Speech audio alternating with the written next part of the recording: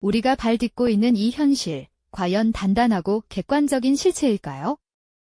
아니면 우리가 함께 만들어가는 거대한 꿈, 혹은 잘 짜인 시뮬레이션은 아닐까요? 현실은 인간들이 집단적인 믿음에 의한 환각과 선택들에 의해 찰나에 만들어진 일관된 시뮬레이션 세계에 불과하다. 누군가는 이 말을 듣고 허무맹랑하다고 할지도 모릅니다. 하지만 오늘 우리는 이 도발적인 명제를 양자역학, 철학, 그리고 불교라는 세 가지 렌즈를 통해 탐험해보려 합니다. 어쩌면 세상의 본질에 대한 놀라운 통찰을 얻게 될지도 모릅니다. 먼저 양자역학의 세계로 가보죠. 양자역학은 관찰자 효과라는 놀라운 현상을 알려줍니다. 미시세계의 입자들은 우리가 보기 전까지는 여러 가능성으로 존재하다가 관찰하는 순간 하나의 상태로 결정된다는 겁니다. 마치 우리가 하고 선택해야만 현실이 드러나는 것 같죠? 이는 우리가 선택하고 믿는 관찰하는 행위가 현실을 찰나에 만들어낸다는 아이디어와 맞닿아 있습니다. 더 나아가 일부 물리학자들은 우주의 근본이 물질이 아닌 정보라고 말합니다. 이트 프롬 비트, 모든 것은 정보에서 비롯된다는 거죠. 이 관점에서 보면 현실은 거대한 정보 처리 시스템, 즉 시뮬레이션일 수 있다는 겁니다. 물론 양자역학이 현실은 환각이다 라고 단정하는 건 아닙니다.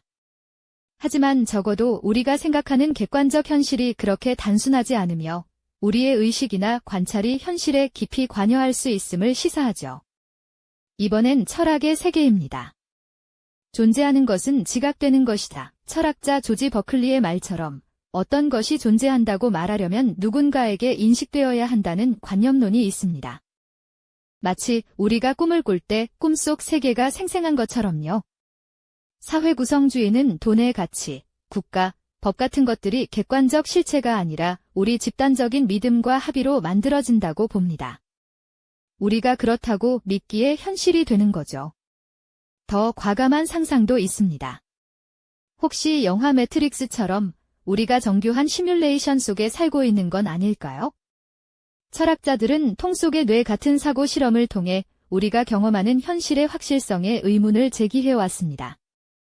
고대 그리스의 플라톤도 동굴의 비유를 통해 우리가 보는 현실은 그림자에 불과할 수 있다고 했죠.